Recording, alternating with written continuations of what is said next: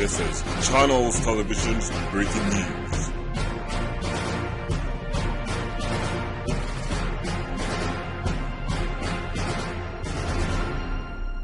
Assalamualaikum warahmatullahi wabarakatuh. Bapak Ibu yang berbahagia, jangan lupa kita bantu dan dukung channel ini dengan cara klik subscribe, nyalakan lonceng, dan tekan like lalu share.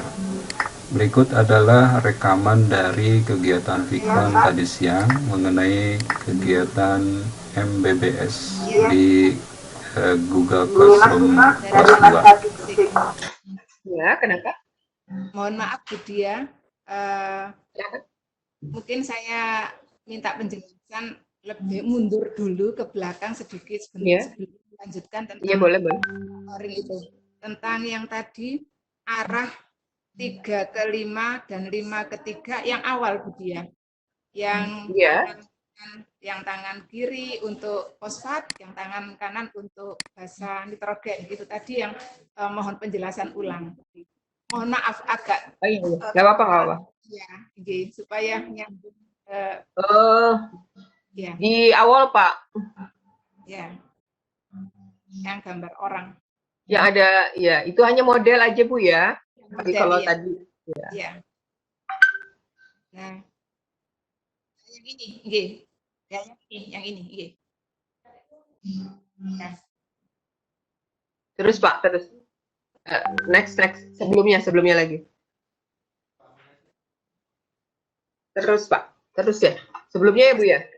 Terus dikit Pak. Sehingga ya, kita harus memperhatikan C nomor 1 sampai 5 itu Bu Dia, sehingga nanti mempengaruhi ikatan arah. Oh, berarti setelah ini Pak, setelah ini. Ya. Terus Pak, next. Yang posisi karbon di gula. Ya. Next. Nah, ini. Ya. Next. Bu Dia mohon maaf. Yang ini posisi karbon 1 sampai 5 yang menentukan next. Nah, ya, stop Pak, stop. Oke. Ya, kenapa Bu? Posisi karbon yang ada di gula, ada nomor 1, 2, 3, 4, 5. Ini nanti menentukan posisi, sehingga nanti replikasi itu arahnya dari mulai 5 ke 3. Itu mohon penjelasan ulang karena saya belum paham. Iya, terima kasih Bu Dia, mohon maaf. Ya. Kalau yang ini saya menjelaskan posisi dari saat nukleotida itu disusun dalam rantai DNA tunggal, ya, yang nanti akan menentukan arah dari rantai DNA tersebut. Nah, posisinya itu C-nya itu di C1, 2, 3, 4, 5. Yang menentukan di sini adalah posisi yang C nomor 1, dia itu yang bertanggung jawab untuk mengikat basa nitrogen. Ya, sementara posisi C nomor 3 itu nantinya bertanggung jawab untuk menerima ikatan dari fosfat dari molekul nukleotida yang akan masuk. Ya, sementara yang posisi nomor 5 itu adalah tempat berikatannya C dengan fosfat, di mana nanti fosfat ini dia akan berikatan dengan C3 dari nukleotida yang sebelumnya. Ya, nah lanjut. Ya, ini tuh saya biasanya tuh kalau menerangkan sambil ngegambar gitu ya Bu. Nah, sebenarnya yang untuk DNA itu yang molekul yang sebelah kiri, kalau yang RNA sebelah kanan. Karena kalau pada DNA itu deoksiribosa, kehilangan satu gugus oksigen pada nomornya. Kalau RNA tidak. Nah, next Pak. Nah, di sini tadi yang nomor 3 itu. Ini adalah cara susunannya. Jadi kalau ini adalah yang tadi fosfat itu berikatan dengan daerah C yang ketiga, lalu susunannya seperti itu. Next.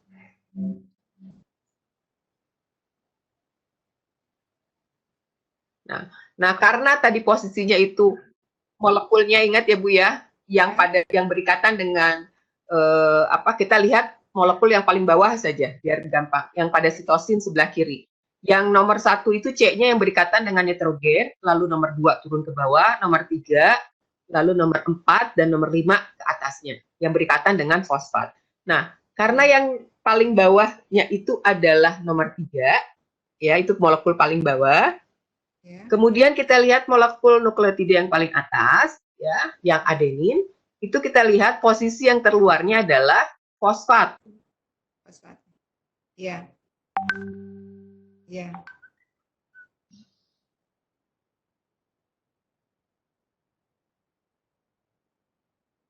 Iya, ya. Aksen. Lalu untuk yang paralelnya, dia berbentuknya antiparalel. Maka antiparalel, kalau paralel saja, nanti gambarnya seperti yang sebelumnya. Coba next, sebelumnya Pak. Ya.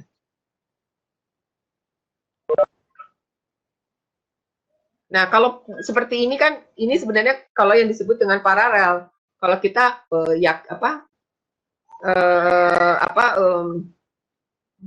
pasangannya itu dia jadi sulit berpasangan karena kan molekul fosfat itu selalu berikatan dengan tangan yang sebelah kanan dari nukleotidanya, dari ribosanya, sementara yang sebelah kirinya itu selalu berikatannya dengan nitrogen. Nah, tidak jadi berubah gitu ya, untuk dalam satu DNA itu ya molekul nukleotida itu selalu seperti itu gitu. Tapi kalau misalnya dia berikatannya adalah paralel, artinya semua madep, semua arah kepalanya itu kita menghadap ke depan gitu ya, seperti gambar ini, barisnya semua kepala madep ke depan, maka ini disebut paralel, dan ini tidak akan pernah mungkin terjadi ada ikatan basa nitrogen di antara kedua DNA ini gitu ya, karena nggak ketemu gitu si rantai si nitrogen dengan nitrogennya, sehingga yang terjadi itu adalah next Pak, adalah bentuknya DNA itu adalah antiparalel, supaya ikatan nitrogennya bisa saling ketemu gitu dan tidak merubah posisinya, jadi tetap saja fosfat itu pada tangan kanan gitu ya, yang kiri itu baris itu yang satu madep ke depan, barisan yang lainnya madep ke belakang, berlawanan gitu ya wajahnya atau barisnya, itu yang disebut dengan antiparalel. Nah, kalau yang sebelah kanan tadi, yang tiganya itu kan di atas, yang paling molekul yang paling atasnya yang timin itu kan tiganya di paling atas. Lalu kalau molekul yang paling bawahnya adalah guanin, itu fosfatnya paling luar kan, itu adalah yang C kelima. Maka arahnya dia menjadi antiparalelnya 3 ke 5 dari atas ke bawah. Sementara yang sebelah kirinya susunannya adalah dari 3 ke 5 tapi dari bawah ke atas 3 ke 5. Nah, sampai di sini Ibu mungkin apakah sudah paham? Ya, paham Putri. Ya. Kita lanjut ke yang tadi ya, yang pada saat replikasi. Dan itu posisi 53, 35 itu setiap kali Bapak dan Ibu mau nyusun DNA, itu harus selalu otomatis Bapak dan Ibu menentukan yang mana yang mau 5, mana yang mau 3 gitu ya. Kalau yang atasnya dari kiri ke kanan 53, maka yang bawahnya otomatis dari kiri ke kanannya adalah 35. Jadi selalu harus antiparalel. Lanjut Pak ke halaman. Oh enggak, terus Pak, terus. Sudah lewat Pak. Terus Pak. Mohon maaf Nah, stop, ya. stop. Ya. Apa bisa diulang Bu untuk yang lady string yang aktif yang barusan? Ya, ini kan lagi belum. Next, sebelumnya Pak. Bu. Ya. Sebelumnya Pak. Sebelumnya Pak. Belum, sebelumnya. Yang ada gambar. Nah, ya. Next. Yang tadi ada gambar. Next Pak, next. Next.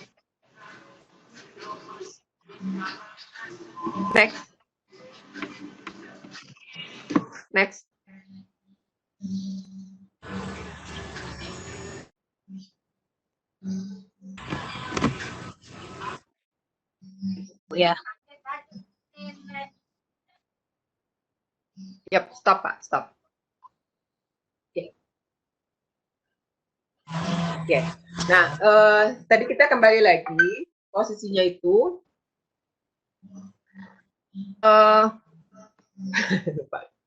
yang atas itu adalah menunjukkan bubble replikasi ya.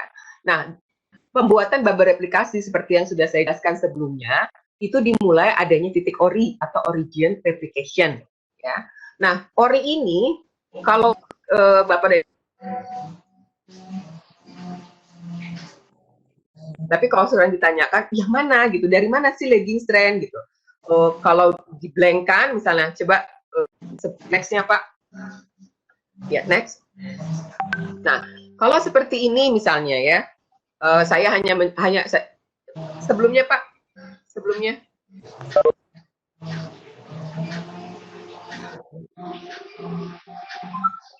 Nah, ini kalau saya hanya menampilkan DNA seperti ini, gitu ya. Nah, lalu ada 4 bagian, ada bagian 1, 2, 3, dan 4. Lalu saya tanyakan, yang mana yang leading strand? Yang mana yang leading strand? Kira-kira Bapak dan Ibu bisa menebak tidak? Coba silahkan Bapak dan Ibu tebak dulu. Yang mana leading strand 1, 2, 3, 4, atau yang di chat silahkan. Yang mana yang leading strand? Yang mana yang leading strand?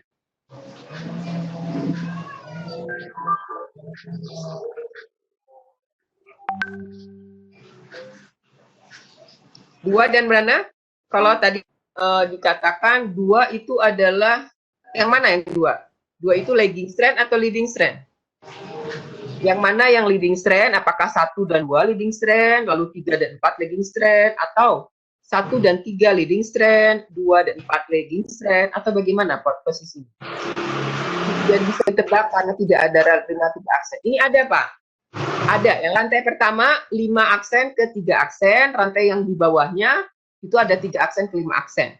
Sementara arah sintesisnya itu adalah dari 5 ke 3. Apakah Bapak dan Ibu bisa mengetahui mana yang leading strand, mana yang lagging strand? Apakah nomor 1 saja atau nomor 4 saja? Oke, dia ada yang menjawab leading itu adalah nomor 2 dan nomor 3. Lalu yang berarti kalau yang laggingnya mana? Pak Mas Pupa? Mas Pupa menjawabnya adalah yang nomor 2 dan 3 itu adalah yang leading strand.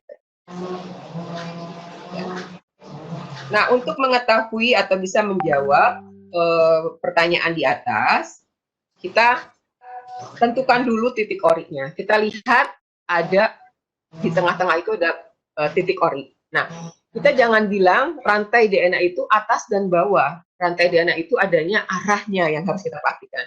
5 ke 3 atau 3 ke 5. Karena posisi DNA itu nggak atas bawah gitu ya. Posisinya itu tidak atas bawah. Rantai yang di atas itu adalah atas, rantai di bawah itu istilahnya bawah. Selalu adalah rantai yang bawah.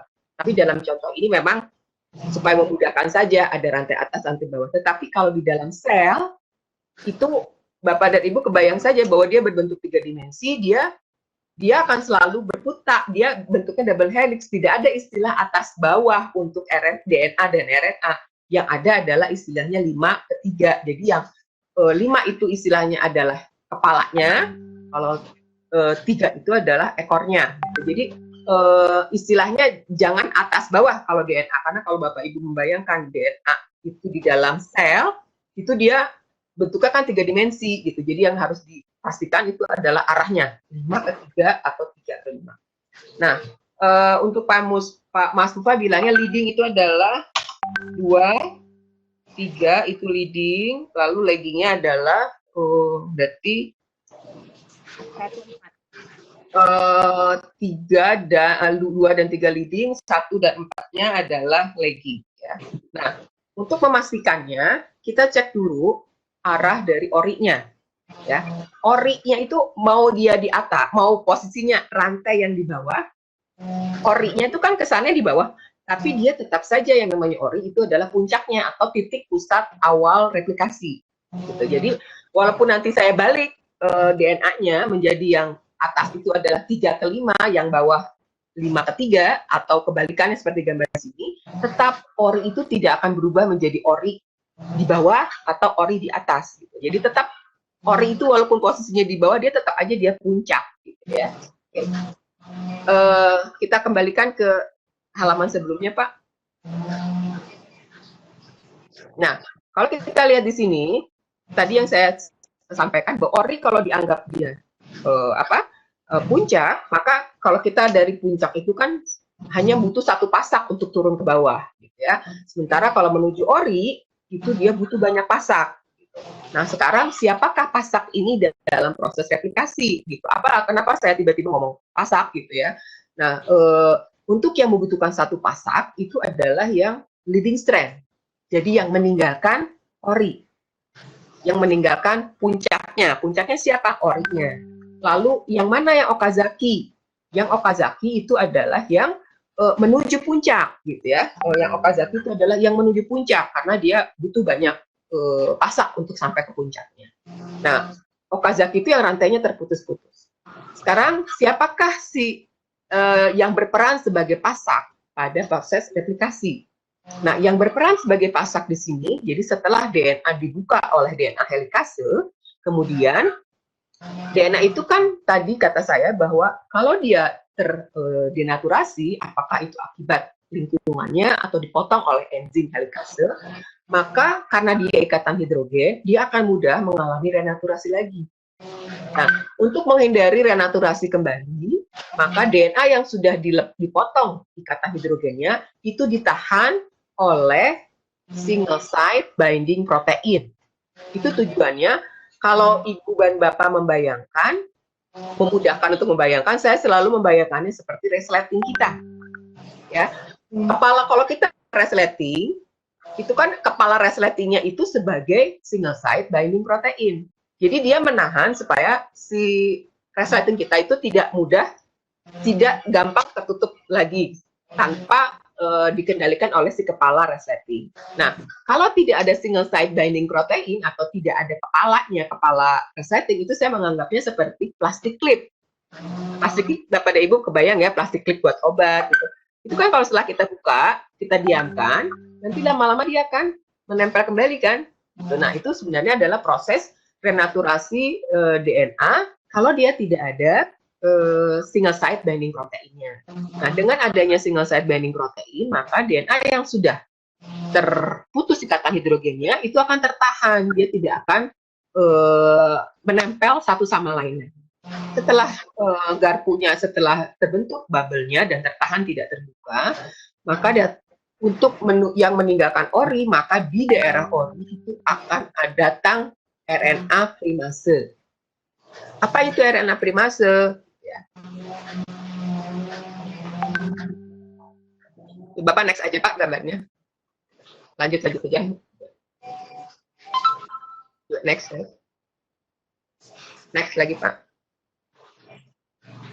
Nah, ini next Pak, next. Kita langsung dilihat.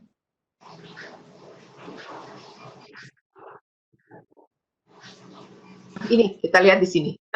Sebelumnya Pak.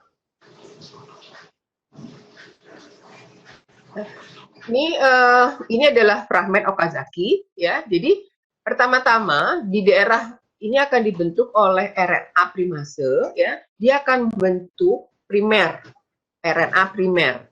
Ini pada gambar yang kedua dia mulai membentuk RNA primer. Dibentuk oleh RNA primase. Apa itu primer? Primer itu adalah urutan nukleotida yang hanya terdiri dari 3 sampai 10 basa nukleotida. Nah, setelah mendapat RNA primer ini sebagai awalan untuk replikasi, maka selanjutnya masuklah mulailah disintesis DNA-nya dengan awalannya adalah primer yang dibentuk oleh RNA primase.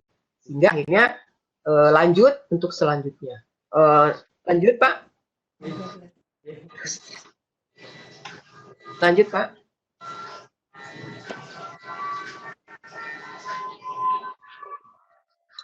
Lanjut aja dulu.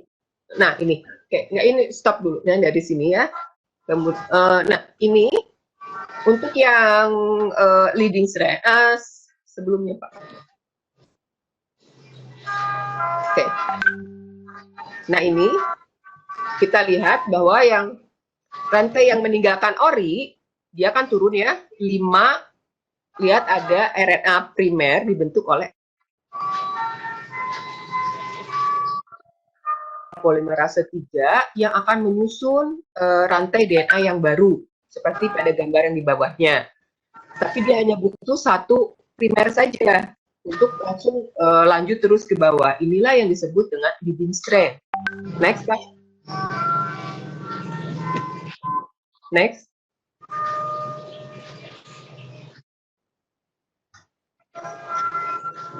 Next.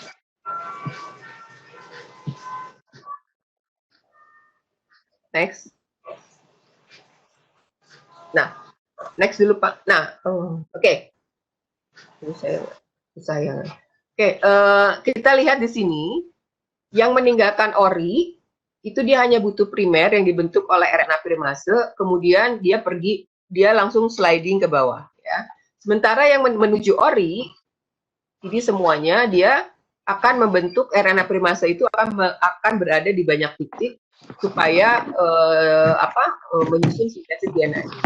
Jadi ada dua bentuk, yang satu mulus ya, itu adalah leading strand, sementara yang satu fragmennya terpotong-potong atau mengalami lagging strand ya. Nah, selanjutnya ini di sini pada daerah ada yang warna merah itu kan bentuknya masih bentuk RNA. Sementara yang warna biru adalah DNA. Nah, antara RNA dan DNA itu tidak pernah bisa bergabung dengan begitu saja, gitu ya.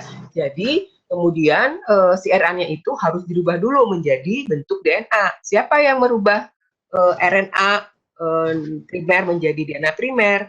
Itu yang bertanggung jawab adalah DNA polimerase. Ya. Nah, nanti selanjutnya, next Pak. Nah, ini ya contohnya tadi primernya, next Pak. Kemudian lanjut dengan DNA-nya. Nah, kalau Okazaki kan ada banyak ya. Nah, antar DNA dengan RNA itu masih ada gap, dia kosong gitu. Jadi ikatan fosfatnya itu tidak akan bisa berikatan antara DNA dengan RNA. Sehingga yang RNA ini, RNA primer itu next akan dirubah oleh akan dirubah oleh DNA polimerase 1 dirubah menjadi DNA primer. Stop Pak, stop. Ini akan dirubah, yang merah ini akan dirubah oleh DNA polimerase 1. Namun karena awalnya antara RNA dengan DNA itu ada gap, dia tidak langsung bisa diikat gitu ya. Jadi setelah dirubah dulu menjadi DNA primer oleh DNA polimerase 1 tadi dirubah ya. Namun masih tetap ada gap nih, di sini lihat ada gambar yang paling kanan ya. Nah, untuk menggabungkan antara ikatan fosfat antara rantai-rantai yang sudah dibentuk itu dibantu oleh DNA ligase ya. Nah, dengan bantuan DNA ligase maka ikatan fosfat ada rantai DNA yang baru dibuat itu akhirnya bisa tersambungkan gitu. Nah, yang dari arah leading strand dia akan terus bergerak dari 5 aksen. Kalau kita lihat molekul yang DNA rantai atasnya itu DNA-nya dia akan bergerak dari 5 ke 3 ke bawah, dan helikase akan terus memotong, single site binding protein juga akan terus menempel, dan bubble-nya akan menjadi besar. Yang sebelahnya, kalau ini kan sebelah garpu yang setengahnya, garpu yang sebelahnya lagi dari arah 5 ke 3-nya, namun yang menuju ke yang atas, yang menuju ke ori, itu dia akan membentuk fragmen Okazaki. Sementara garpu yang setengahnya tadi yang sebelah kanan, yang menuju ke ori, yang arahnya meninggalkan ori, dia akan menjadi leading strand. Nah, kalau seperti ini Bapak dan Ibu tadi Pak Muswah jawabannya betul apa tidak? Leading strand yang mana? Jadi yang leading strand-nya itu adalah yang yang mana 1, 3. Jadi kalau tadi yang atasnya 1, 2, 3, 4, gambarnya gimana ya? Jadi yang leading strand-nya udah kebayang ya, yang leading strand itu adalah yang sisi ini, yang sisi kanan, yang sisi kiri atas dan sisi kanan bawah, itu adalah leading strand. Sementara yang leading strand sisi kanan atas dan sisi kiri bawah, itu yang leading strand.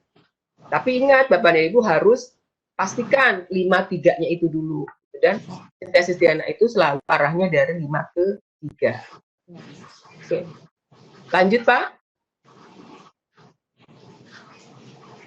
Nah ini lanjutnya, jadi ada RNA primer. Nah ini ada gap ya, kalau kita lihat di gambar kedua, antara RNA yang merah dengan yang DNA itu ada gap. Di sini ada gapnya kecil. Ini sebenarnya adalah belum adanya ikatan fosfat itu, fosfodiester yang nantinya akan disambung oleh DNA ligase. Next, Pak. Udah selesai. Nah, ya, ini sebenarnya ada materi yang lainnya, tapi harus dikirim lagi ya ke Bapaknya. Oke, sampai di sini. Nanti sambil saya menyampaikan materi yang berikutnya, yaitu tentang yang PCR-nya. Nah, kalau untuk yang, coba bisa nggak ya PCR?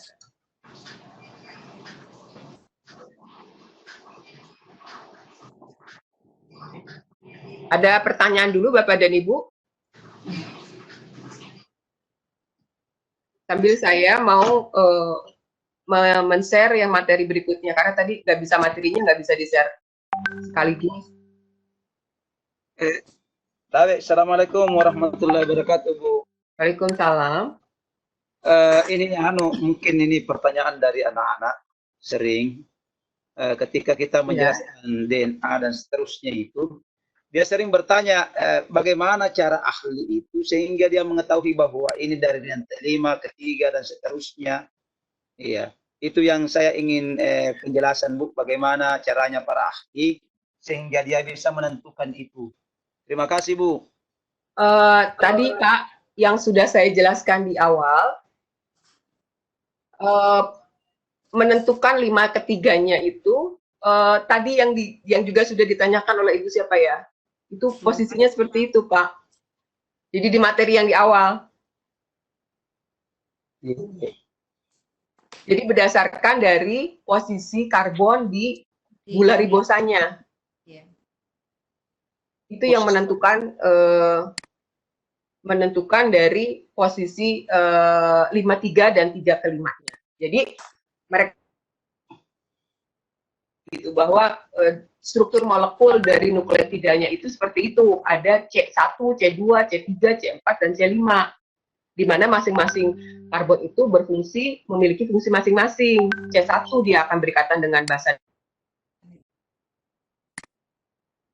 nukleotida yang sebelumnya, sementara C5 dia akan berikatan dengan fosfatnya. Jadi dia memegang fosfat pada molekul nukleotidanya sendiri, mononukleotidanya, yang nanti fosfatnya akan berikatan dengan daerah 3 aksen, daerah C3 pada molekul yang berikutnya. Jadi yang kalau ada muridnya Bapak bertanya, tampilkan yang molekul deoksiribosanya untuk menampilkan posisi C1 sampai C5-nya. Itu yang menentukan arahnya. Jadi kalau susunannya molekulnya itu dari 3 ke 5, ya itu berarti arahnya 3 ke 5. Tapi kalau misalnya, jadi kalau posisinya kebalik seperti pada tampilan yang sebelumnya sudah saya sampaikan, nah itu juga bisa Bapak Ibu jelaskan kepada mahasiswanya, kepada siswanya atau kepada mahasiswanya. Mungkin ada pertanyaan yang lain? Maksudnya saya, Bu, Assalamualaikum. Ya. Maksud saya itu siswa sering bertanya, apakah ini bisa dilihat di mikroskop atau hanya sekedar analisis kimia, dan bagaimana caranya begitu, Bu? Kalau itu biasanya tidak bisa, untuk sampai saat ini belum dilihat secara mikroskop elektron dan sebagainya, tetapi dilihat dari analisa yang lain, dari struktur molekul. Jadi untuk melihat struktur molekul itu biasanya menggunakan tes-tes yang lain lagi atau menggunakan analisa alat yang lain. Jadi itu misalnya dengan dengan GCMS misalnya ya, untuk mengetahui molekul ini seperti apa bentuknya gitu. Jadi sama seperti misalnya molekul gula itu, kok tahu sih gula itu bentuk molekulnya seperti ini? Kok tahu sih kalau air itu ini? Ya, itu berarti ada analisa sendiri atau alat uji sendiri untuk menentukan bahwa struktur molekulnya itu seperti ini. Jadi, saya sendiri sampai saat ini belum pernah melihat kalau saya bilang AGTC gitu, saya belum pernah melihat molekul DNA-nya ini gitu ya, hanya bentuk kromosom saya sudah pernah lihat gitu ya, tapi kalau representasinya, misalnya kalau saya habis sequencing DNA saya gitu ya, nah kita hanya menerima AGTC-nya saja sudah dalam bentuk urutannya. Tapi molekulnya sendiri itu disintesis. Berikutnya adalah yang lebih tinggi, internal representation of concept. Ya, kita bisa melakukan sintesis DNA secara in vitro itu bisa, gitu ya. Apalagi sekarang sudah ditemukan dengan alat PCR, kita bisa melakukan perbanyakan DNA dengan proses PCR. Nah, kalau misalnya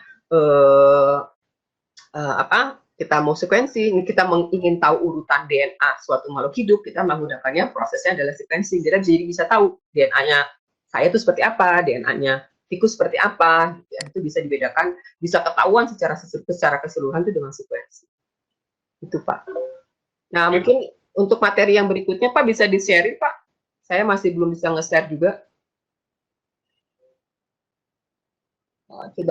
Coba saya buka dulu. Ya susah ya kalau. Oke, saya buka dulu.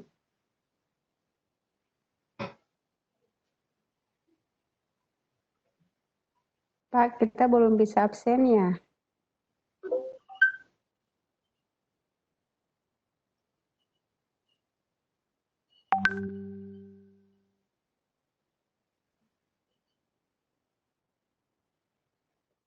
Belum bisa Pak, masih muter-muter aja Pak.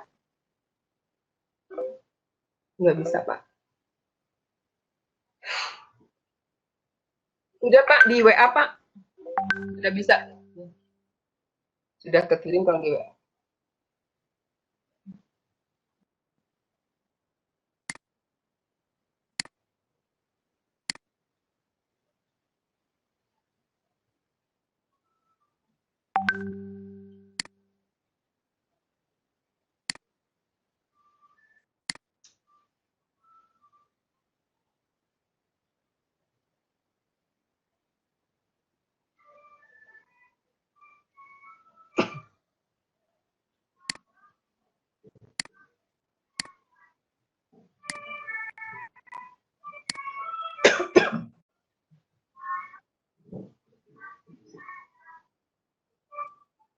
Iya, oke.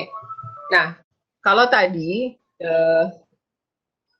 yang saya jelaskan itu adalah replikasi DNA secara in vivo atau yang terjadi di dalam tubuh kita, gitu ya. Nah, tadi kita sudah lihat bahwa apa saja yang diperlukan dalam proses replikasi secara in vivo. Satu, jadi kita butuh DNA-nya ya, butuh DNA template-nya atau DNA induknya sebagai cetakan untuk membentuk DNA yang baru. Kemudian setelah kita punya DNA sebagai cetakannya, kita butuh untuk membuka rantai DNA-nya. Nah, untuk membuka rantai DNA-nya itu diperlukan enzim helikase. Nah, selanjutnya supaya rantai DNA-nya itu tidak tidak menempel lagi atau tidak terjadi renaturasi, harus ditahan. Nah, ditahannya supaya tidak terjadi renaturasi adalah dengan single site binding protein.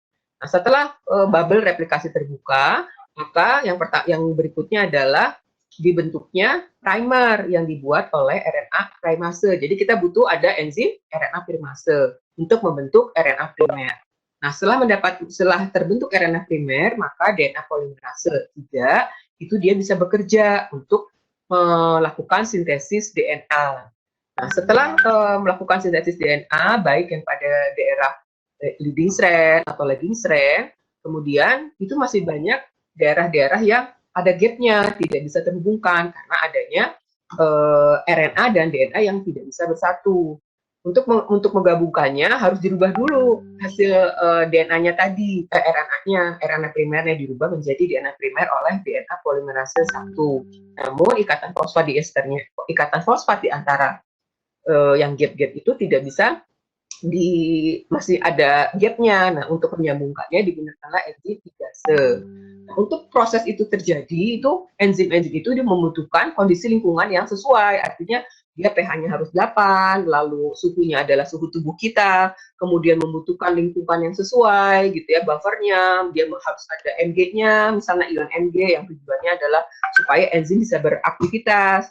Lalu komponen-komponen lain yang ada di enzim, yang ada di dalam sel tersebut untuk proses replikasi itu terjadi.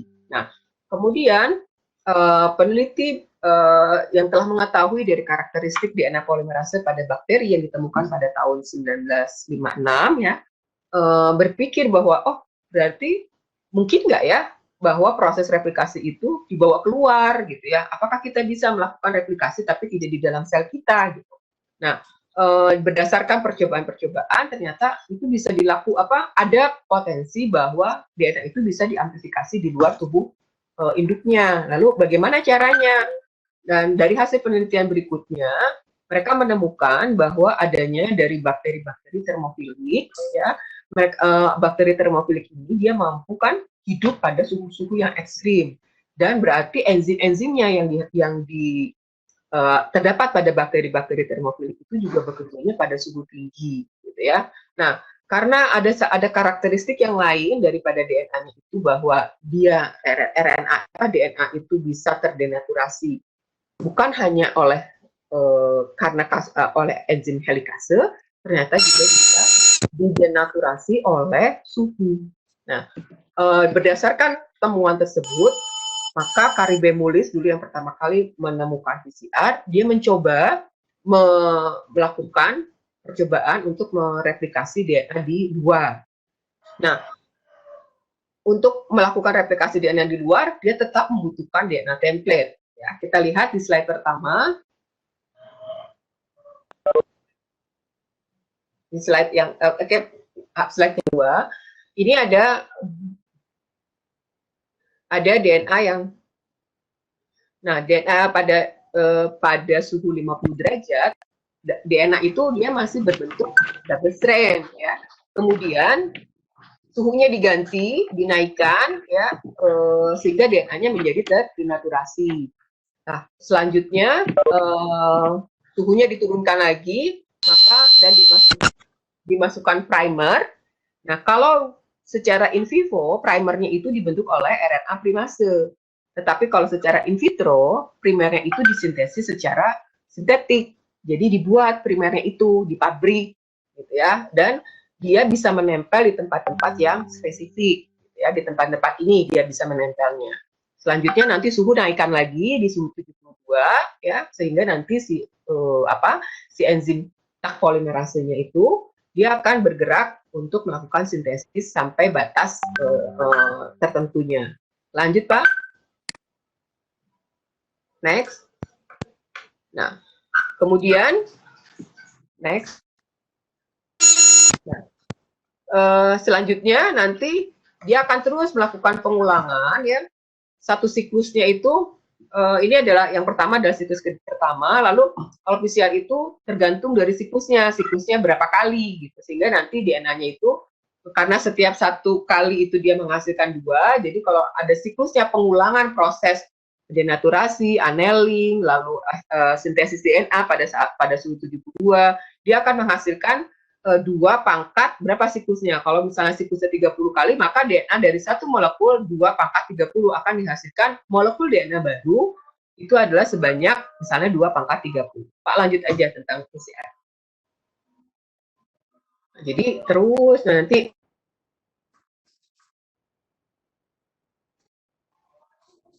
ini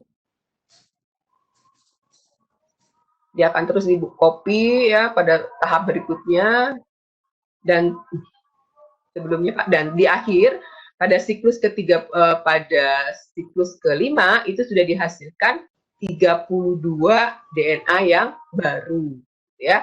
Nah, aplikasi dari sini karena primer yang dibuat ini biasanya dibentuk atau disusun sedemikian rupa supaya dia menempel hanya di posisi yang kita inginkan, maka aplikasi dari PCR ini bisa kita pakai untuk hal-hal yang lain, misalnya untuk tes paternity gitu ya, atau untuk tes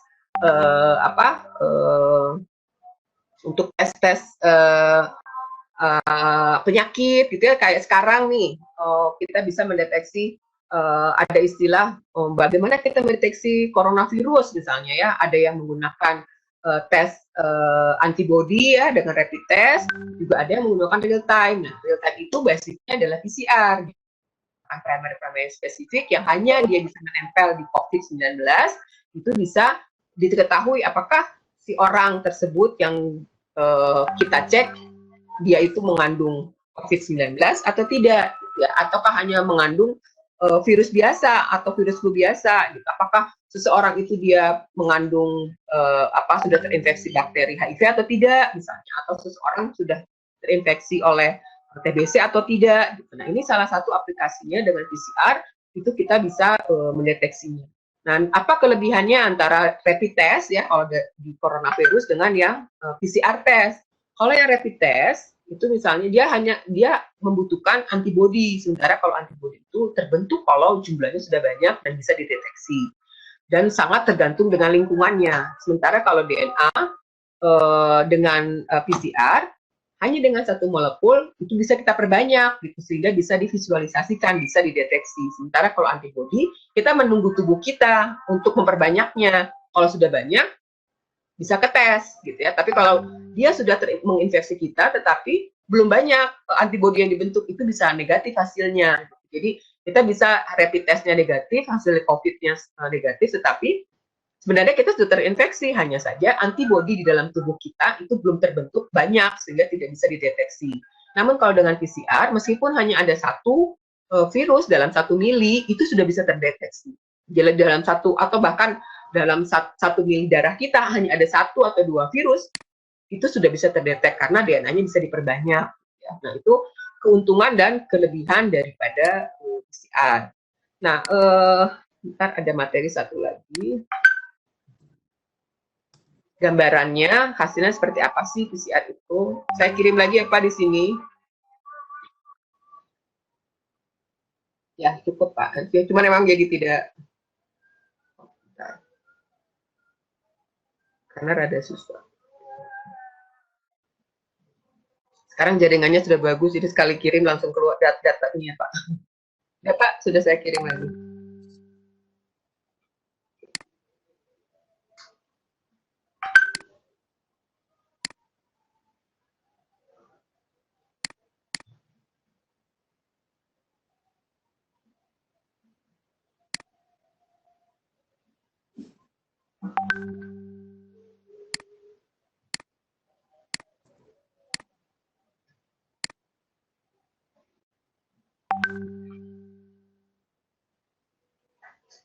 Oh, salah. Bukan, Pak. Salah, Pak. Salah.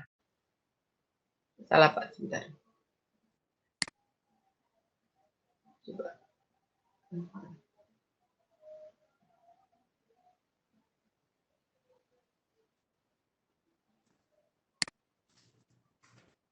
Sebentar, Pak. Salah.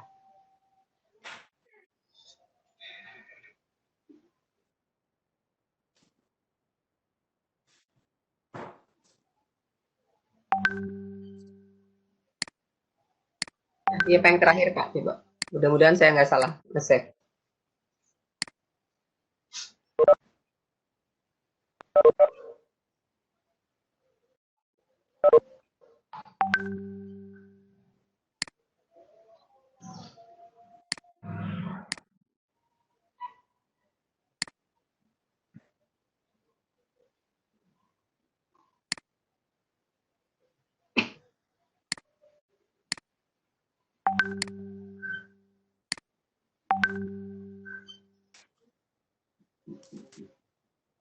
Nah, ya. Oke. Nah, ini kalau kita lihat untuk uji paternity ya, kan kita tahu bahwa kalau anak kita itu membawa sebagian dari DNA kita, 50% dari DNA dari ayah dan juga 50% dari ibu gitu ya.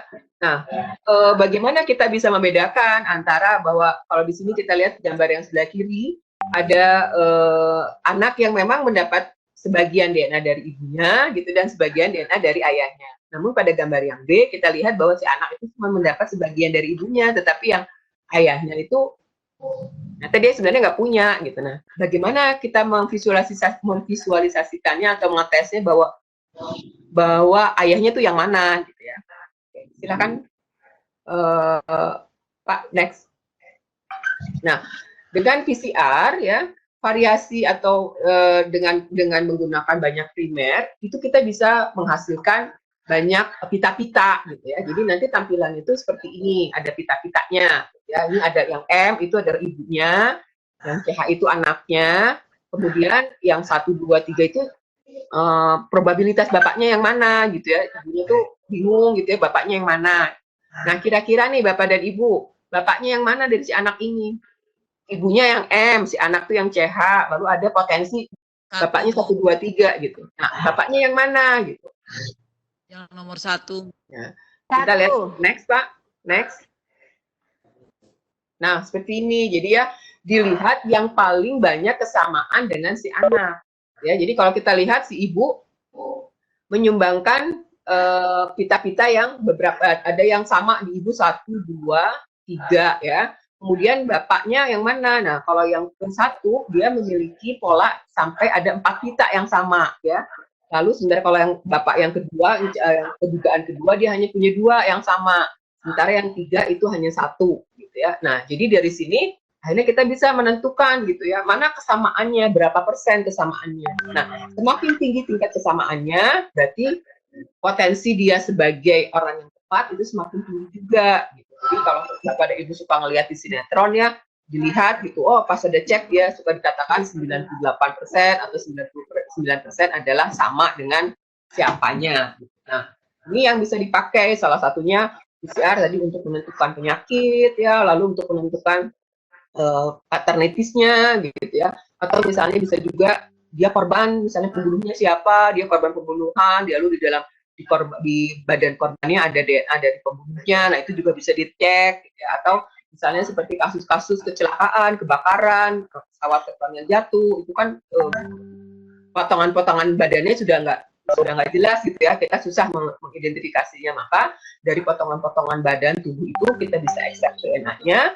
dan kita bisa lakukan PCR dengan primer tertentu dan kita bisa cocokkan dengan keluarganya. Jadi misalnya nanti yang korban dicocokkan juga dengan misalnya ayahnya, ibunya, kakaknya, adiknya. Nanti tinggal dilihat kesamaannya seberapa banyak pita-pita yang muncul yang sama dengan ayahnya atau ibunya atau tantenya dan sebagainya.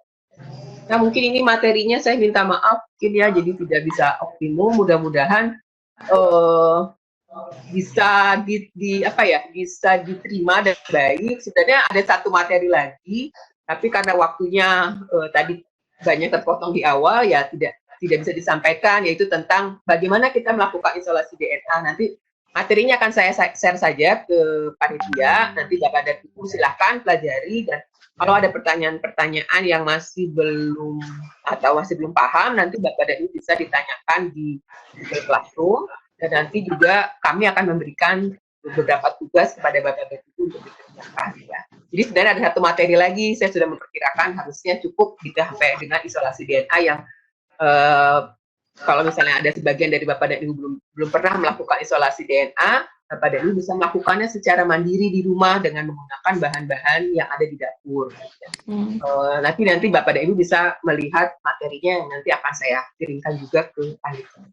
Mungkin untuk hari ini saya cukupkan. Saya minta maaf kalau misalnya, mudah-mudahan apa yang saya sampaikan bisa diterima dengan baik oleh Bapak dan Ibu, dan kita nanti lanjut di Google Classroom. Demikian Pak Lukman mungkin apa yang saya sampaikan. Terima kasih gitu ya buat Bapak dan Ibu semua.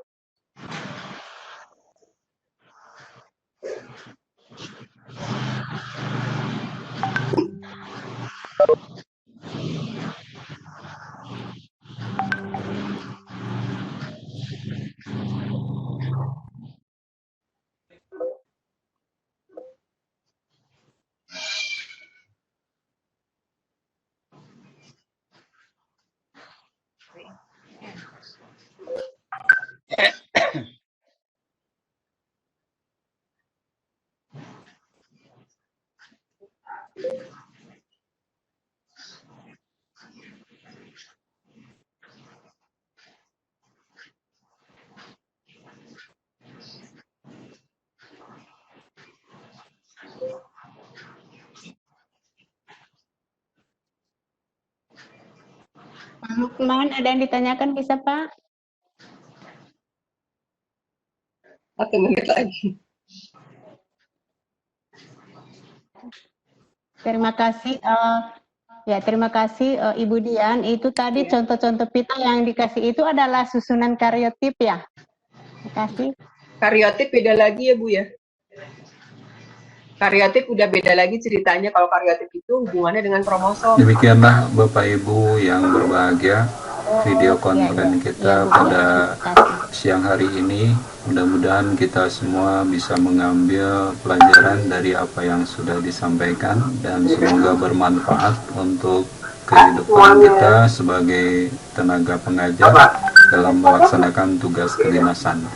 Saya sebagai host perangkap moderator Lukmanul Hakim dari Kota Sukabumi, mohon maaf atas segala kekurangan dan mari kita tutup dengan membaca hamdalah bersama-sama. Alhamdulillahirrahmanirrahim. Terima kasih. Wassalamualaikum warahmatullahi wabarakatuh.